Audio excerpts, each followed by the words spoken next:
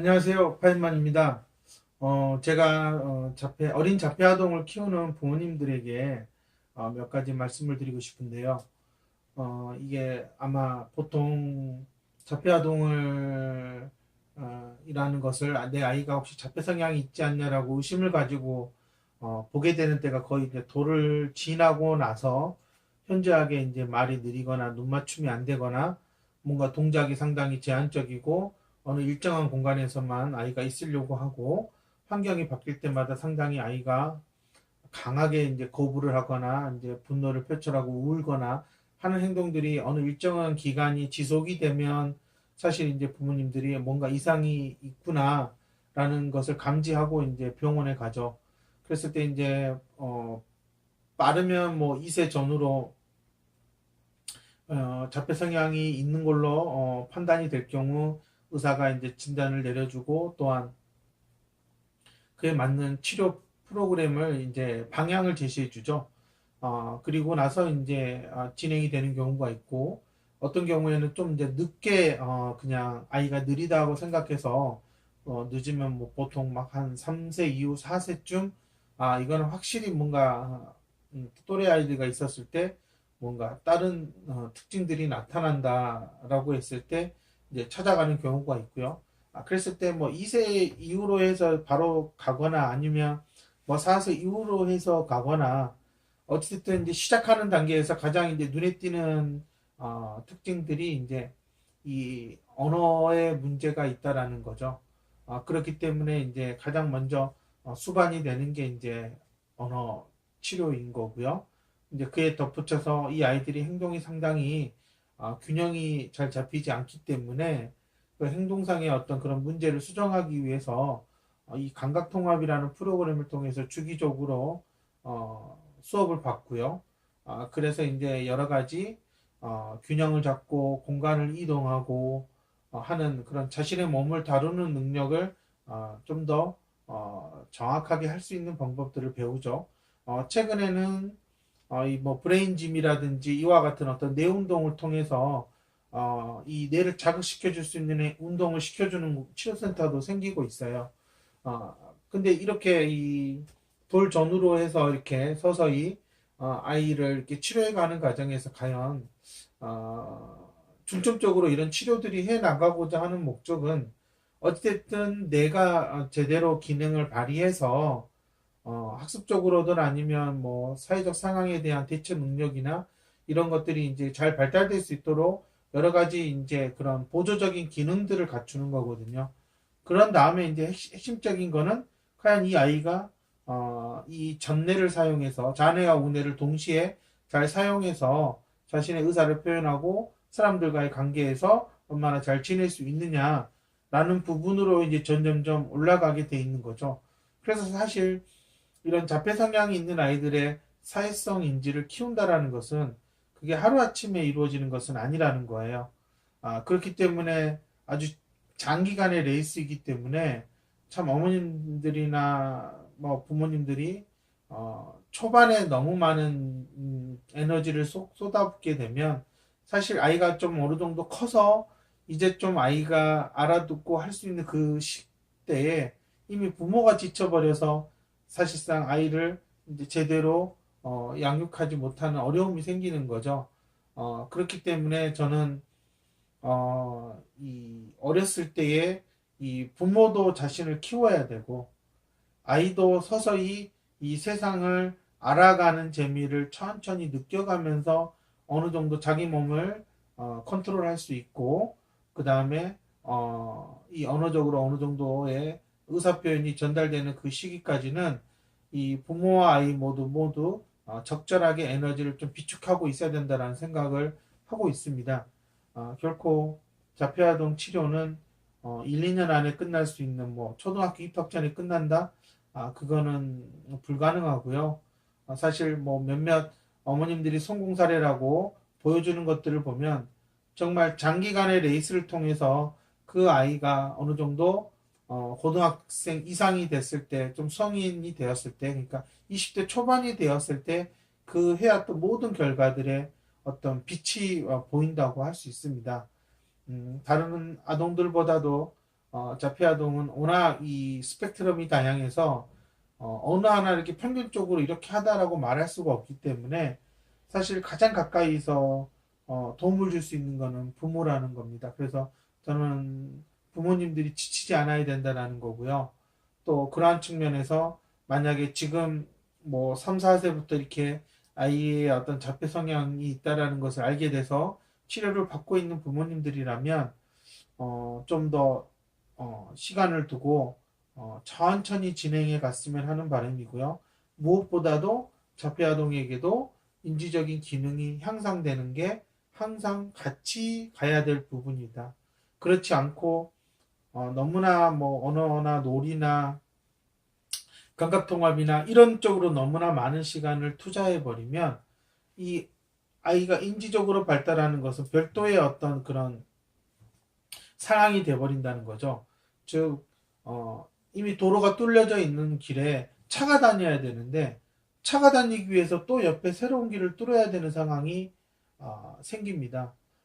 이게 이제 그렇게 감각 통합을 한다라는 것은 결국은 아이가 자신의 오감각을 이용해서 세상과 소통하고 제대로 된 정보를 시각적으로 받아들일 수 있는 그러한 정보를 탐색하는 능력들이 안정적으로 주변 자극에 따라서 달라진다는 것을 알고 사용할 수 있어야 되는 거죠. 결국 그것은 점점점 이 뇌의 인지적인 기능하고 같이 연결이 돼서 같이 의사소통이 전달이 되고 그래서 정보를 교류하면서 발달하는 거라는 겁니다.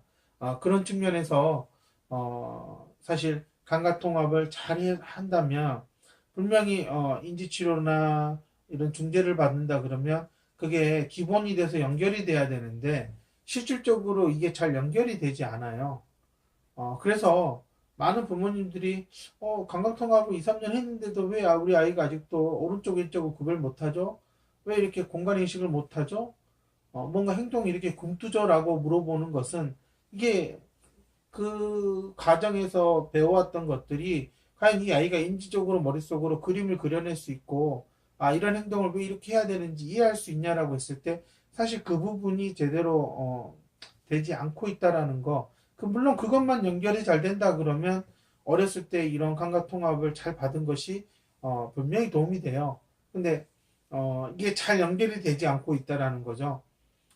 그거는 감각통합을 하는 선생님들이 한 번쯤 이 아이가 나중에 커서 이런 인지치료나 이런 걸 받게 됐을 때 어떤 부분이 도움이 되고 연결이 돼야 되는지에 대해서 좀 명확하게 방향을 좀 가지고 치료를 하면은 아마 실력 있는 센터로 아마 인정이 받지 않을까 저는 그렇게 생각을 하고 있습니다. 그래서 저 같은 경우도 지금 계속 고민하고 있는 게 음, 이 아이들이 감각통합이나 이런 것들을 오랫동안 뭐 놀이치료나 이런 걸 통해서 뭔가 어떤 행동하는 데 있어서 기본적인 것을 갖추고 있는 것처럼 보여요. 하지만 이걸 인지적으로 하나하나씩 수행해가는 걸 같이 해보면 분명히 뭔가 이렇게 어긋나 있거나 이렇게 조금 연결이 되지 않는 단절된 느낌을 많이 받는다는 겁니다. 그래서 그걸 또 다시 해야 되는 번거로움이 생기는 거죠. 그런 부분에서 이 아이들이 단절이 돼 있다는 것은 인지적인 처리가 분명히 어느 곳에서 막혀서 더 이상 진행이 되지 않는다는 거예요. 근데 어떤 외부에서 들어온 자극에 의해서 반응하는 게 습관화가 되면 미처 그것을 연결하지 못하고 행동이 어설프지만 넘어가면서 이렇게 진행이 되는 것처럼 보인다라는 거거든요.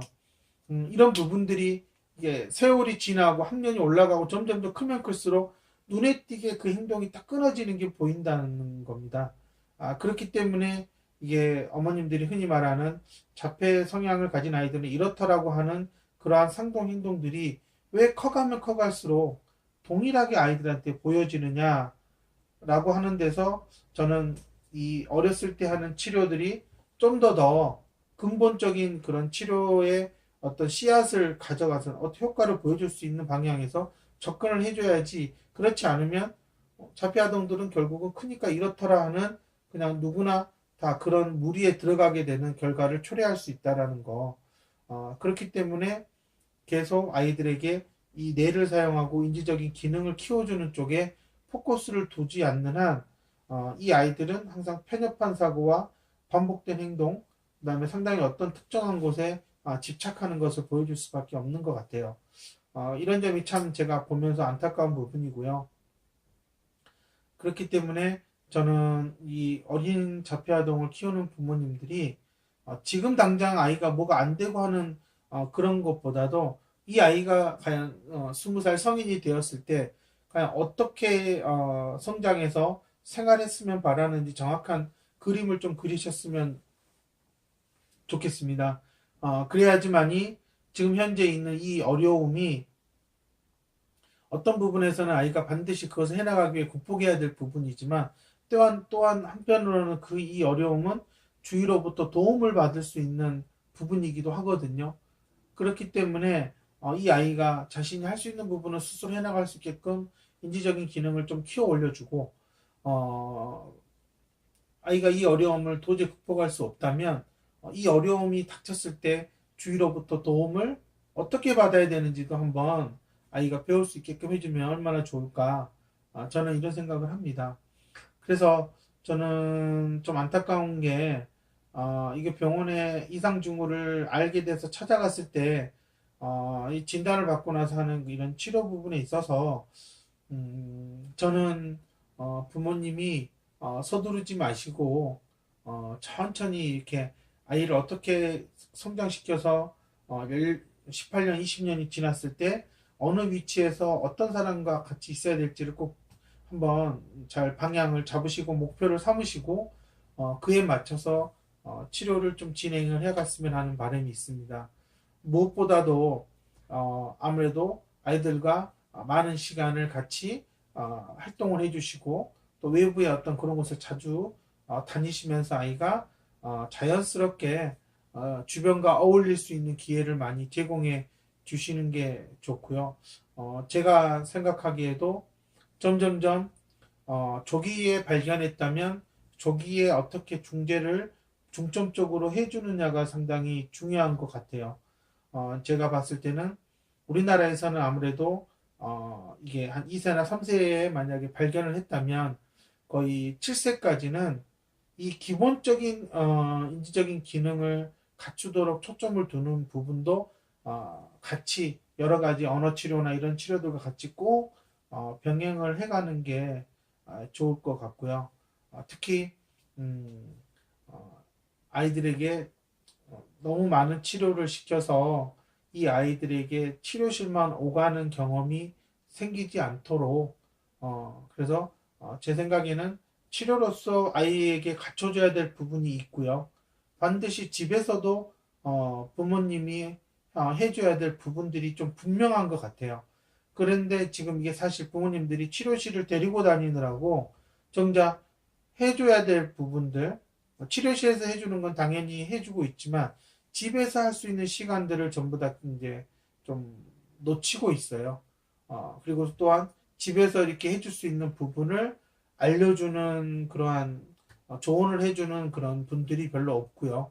이거는 우리나라의 상당히 취약한 부분 중에 하나인 것 같아요. 외국의 사례를 보더라도 상당히 오랜 경험을 가진 분들이 이 아이를 집에서 어떻게 중재를 해줘야 될지에 대해서 많은 조언을 해주고 지속적으로 관리를 해주는 것 같은데 우리나라는 아직 이제 부모님들도 치료센터에만 전적으로 의존하다 보니까 아무래도 이제 치료센터에 어떤 치료사가 어느 정도 수준을 가진 치료사가 있느냐에 따라서 이 부모님들이 받을 수 있는 조언과 피드백도 좀 다른 것 같아요. 이런 점이 참 아쉽지만 저는 조기 발견했다면 좀 더 아이를 위한 시간도 필요하고 또 부모가 아이와 함께하는 시간도 필요하고요. 아무래도 어렸을 때는 주위에 있는 친척이나 그런 가족들과 보내는 시간들이 좀 많았으면 하는 바람입니다. 그래야지 아무래도 나중에 다른 사람들과 어울리는 경험에서도 큰 도움이 될 것 같습니다. 제가 이 어린 자폐아동을 키우는 부모님들에게 부탁하고 싶은 거는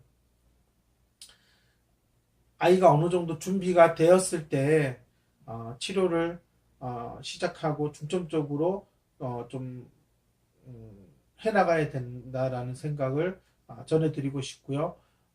결코 짧은 시간 안에 간단하게 해결되는 문제는 아니기 때문에 너무 조급해하지 마시고 천천히 진행을 좀 해주셨으면 하는 게 계획을 세워서 해 나가시는 게 저는 좋을 것 같습니다. 감사합니다.